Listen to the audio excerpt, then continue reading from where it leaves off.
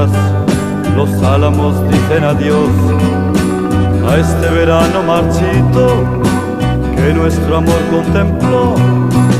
Hoy es la última noche, mañana tú partirás hacia destinos extraños, quién sabe si volverás.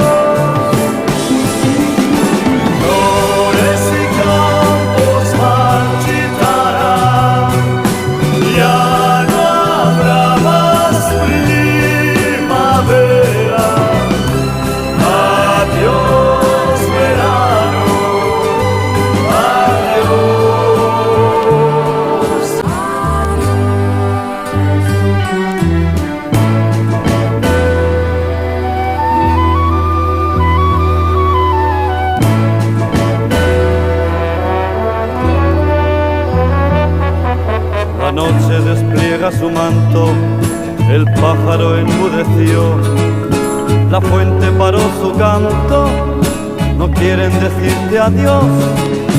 Puede que un día regreses o puede que no vuelvas más, aunque 100 años pasaran, no te podría olvidar.